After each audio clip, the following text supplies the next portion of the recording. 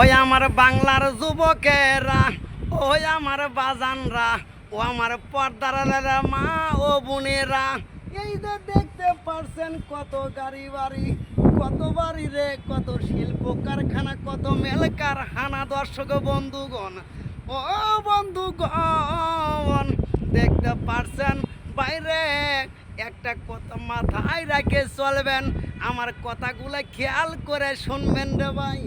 এই যে বাড়ি ঘর, এই যে বিল্ডিং ভাই, সব কিন্তু পরে থাকবে, কিছু কিন্তু আপনার সঙ্গে যাবে না।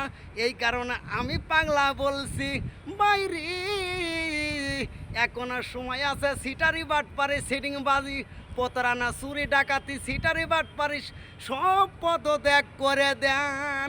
ও বাংলার যুবকেরা, দেখতে পাচ্ছেন এই যে সোনার মতন সব বিল্ডিং রে ভাই, এই যে হাজার হাজার বিল্ডিং দেখতে পারছেন, এইগুলা কিন্তু কিছু আপনার সঙ্গে যাবে না।